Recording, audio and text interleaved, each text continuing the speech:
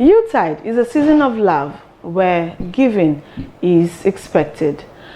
We know that at this season there is more to shopping and buying, and these, of course, contribute, whether we like it or not, to the country's GDP. This brings us to our topic for this week, which is price fluctuations at Yuletide and its effect on the GDP. My name is Khadija Oluwatoyin Amin, reaching you live from ARSN Television, Abuja, Nigeria. And my guest to discuss that topic is Mr. Gabriel Dakolo. Welcome to the program, sir. Thank you for having me. Yes, like I said, it's Yuletide, just like we are now. Yeah. It is a season of shopping and, and buying. We know that at this season, due to this increase in demand, we see that price fluctuation hits the roof. Yes. How can we marry these two things together? Because we know that still this same period, people are complaining of, low income earners. Let me not use general term. Low income earners complain of a cash crunch and the rest of it. Like, so how do we marry these two situations? The situation is a serious one. And everybody knows that in the past 2 to 3 years, the consumers have been at the short end of the stick as regards price fluctuations. In as much as we know that these price fluctuations are not really the making of the sellers or the farmers that bring their produce to the market, but at the end of the day, we discover that consumers are left with either buying less or not even buying at all at the end of the day. And looking at the price fluctuations and looking at even this Yuletide season characterizing the Christmas and the New Year, I can safely say that it could be worse even this time around. Looking at some of the few agricultural products or probably poultry products, you discover that the price of maybe a 5 kg chicken that was maybe around 8,000 last year could go up to as much as 15,000 this year because of so many factors. We look at the foreign exchange factor, we look at insecurity, we look at bad roads to the market and some other factors. And we look at even for a poultry product, for example, the feed itself is very, very expensive based on the fact of what is happening in the country. So when we apply all this to the poultry product, for example, somebody that is willing to buy live chicken for Christmas must be ready to cough out a lot, not to talk of turkey and the other ones. The same thing with rice, for example. Rice, no-go area. Rice is now a no-go area that has made people to start looking at alternatives like semovita, wheat and the others, which are also going higher in the market. For example, the average price of local fine grain rice last year, 2022, December, was around 28,000. But this year is getting to 50 something. So we can immediately see 100% increase already. And the fluctuations have really affected the purchasing power of the populace to the extent that it is going to lead to lower sales even from the producers, the farmers and the rest. So it's a very serious matter that if nothing is done to intervene, it could lead to a wonderful Christmas and New Year. This price you said is 50 something. I know for sure as at Saturday, a local rice being produced in Buhari Area Council was priced for 54,000 naira per 50 kg. So looking at this, all of this, you talked about foreign exchange factor, and the common thing you hear when you go to the market is waiting concern foreign exchange with waiting we farm for here. Please enlighten us. Actually, the foreign exchange, especially the USD, is a factor of every form of production in this country because production are intertwined. That also speaks for agriculture as well. Some of the agricultural inputs that are being used to produce the products that are being brought to the market, one way or the other, needs to cope with import of some implements and also some services that needs to be paid for in a foreign currency. Apart from that, other support services and other agricultural value chains also need to use foreign exchange to be able to carry out their services, which will be built on the farmer, and the farmer also will translate it to the market as well. So it is interwoven.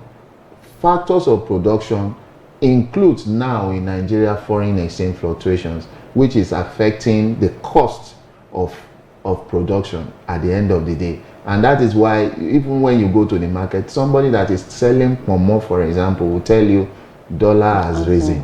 And when you sit down to analyze it, you will discover that where is pomo gotten from? It's gotten from cow. How is the cow reared? They have to move around the country, they have to feed themselves, they have to get people to support them, they have to carry it by transportation. You look at factors, medicals and the rest. You also look at the fuel price increase. It has also affected production because for example, a tomato trailer, for example, that used to bring from Kano, for example, for 25,000 a trip to Lagos, before the fuel scarcity, before the fuel price subsidy removal, will now be 100 or 150% of that, and that would also be added to the cost of the goods. So these pricing fluctuations have major causative agents like this foreign exchange, for subsidy removal, insecurity,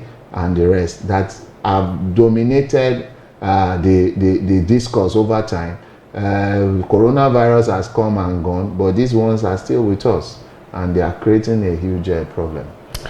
Yes, we hope that this Christmas is a good one, because going by prices of items in the market, you're buying something, just 2 days later you're hearing it's like 200 naira add up or 500 naira add up, and it's just I was speaking to a farmer who reached out to sell palm oils, and just like last month's ending, we bought these oils for 26,000 naira, and now he's saying the oil are going for 35,000 naira without the container is going to be putting the oil inside. So he's just telling you, okay, if you want to do business of palm oil, you want to buy palm oil, just come with your cans and then come and take for 35,000 naira.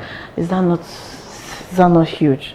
Well, we hope that this is okay. Looking at the effect of all of these fluctuations, we know that there's no how buying and selling will take place that we don't have. It is either dropping the GDP or it is adding to it. Like you said earlier, you said if the demand, with the way the fluctuation is going, it's going to affect the farmers in the area of maybe people left with no choice of buying lesser than what they want to buy. So looking at this effect, how would it affect the country's GDP? Yes, the country has two options.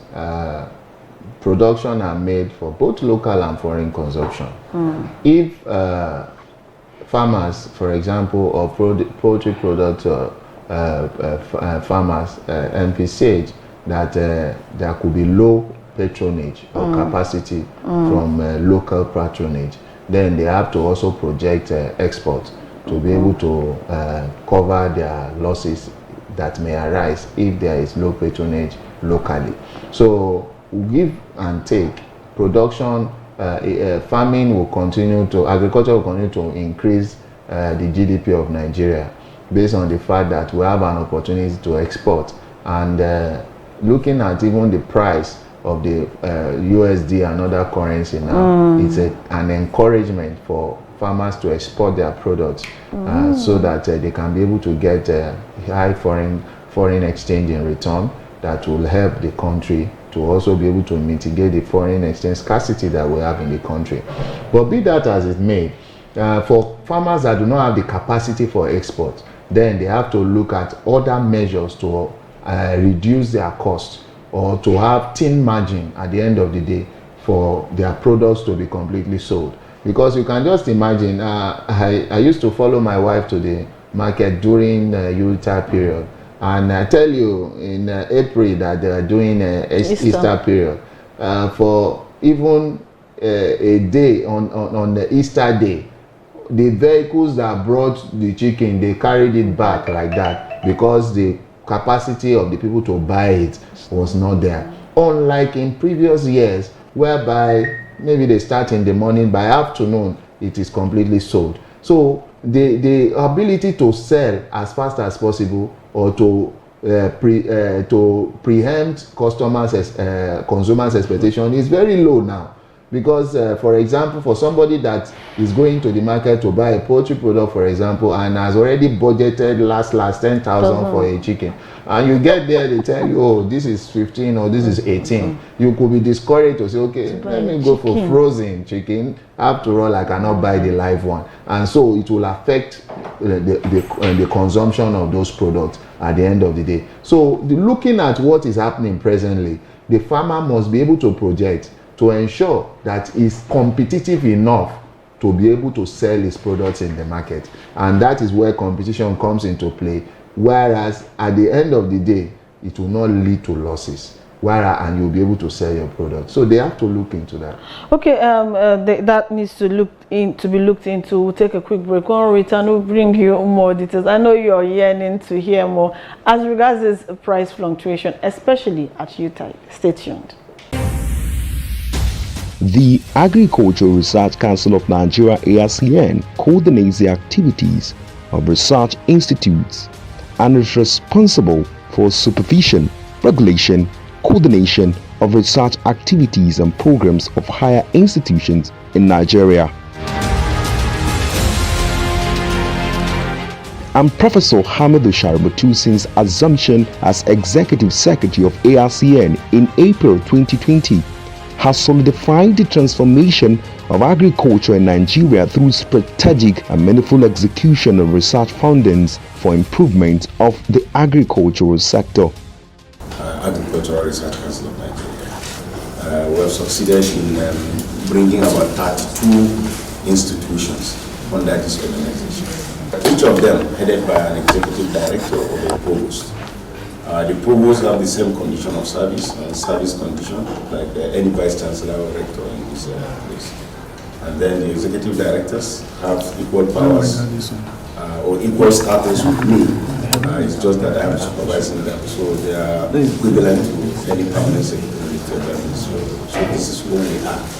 But of interest to you is the number of institutions that cover veterinary-related activities.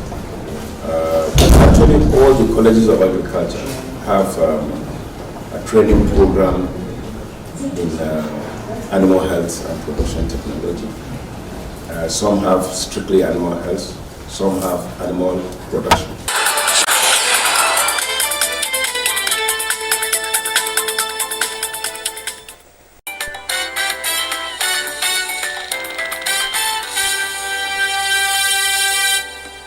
The rubber tree has two major outputs that are useful in the industrial sector as well as other uses. These include the white liquid substance tapped from the rubber tree, which is called latex, and the rubber seeds that are produced from the rubber trees. After the liquid is tapped from the rubber, it can be sold in its liquid form or processed into rubber sheet. To achieve standard of processing of rubber liquid into a more profitable form, the Rubber Research Institute of Nigeria has a rubber latex processing section. Here is a pilot plant set up by the Rubber Research Institute to encourage through demonstration the value chain addition of our produce. Okay.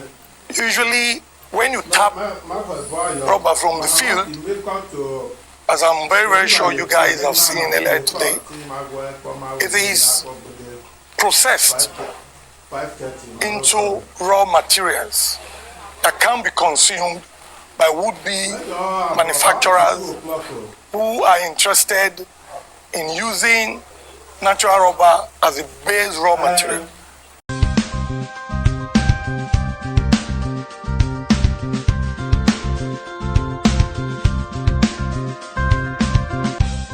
For grains, we have the parabolic solar dryers. These are specialized solar dryers used for drying agricultural produce such as whole grains, yam and cassava chips, fruits and vegetables more efficiently. It is made of a special material that concentrates the rays of the sun within the enclosure while eliminating harmful ultraviolet radiation. Products dried are free from contaminants and are hygienic. The parabolic shaped solar dryer is a need-based technology because virtually when we travel all over the country, you will see by the roadside, you see people drying all sorts of agricultural produce. Some spread their own on bare ground, and by the time the vehicles are moving, the dust stay on the products. The reptiles will come, they will eat whatever they can eat, drop their feces and their urine on it, and the owner comes in the evening to pack everything together and still eat that product. And the product has been contaminated, and we feel this is not right, and it is part of our mandate to make sure that we set it right, and that was what led to this, so that we can solve this problem at the grassroots level. Instead of drying by the roadside, drying on just bare ground in their villages, when they have this as a drying center, everybody in the community can bring their product there, spread on the tray, and they get it dry under hygienic condition that is covered. And the dryer also have another property to screen the ultraviolet ray of the sun, which is also can cause hazard to human health.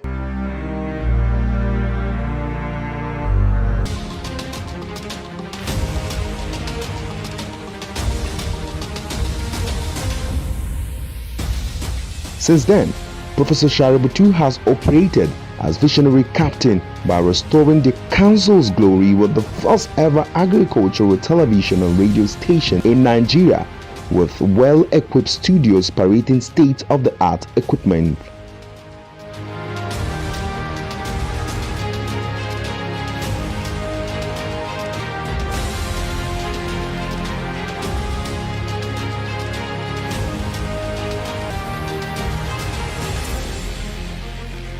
The Agricultural Research Council of Nigeria also has a brand new electronic library to further promote research and visualizations of deep thoughts on agricultural development in Nigeria.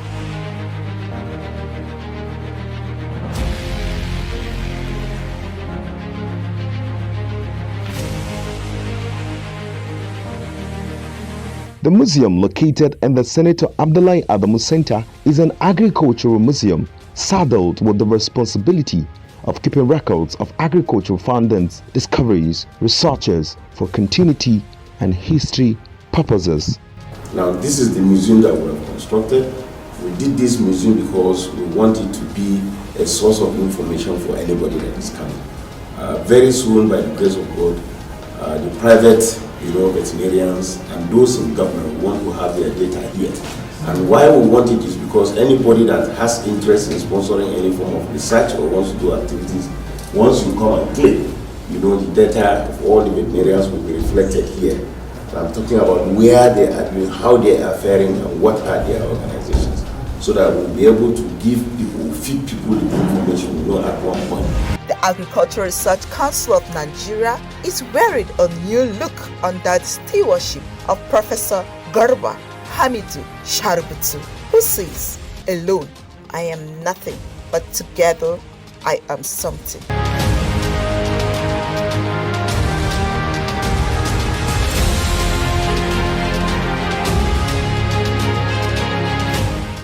ARCN, promoting agriculture.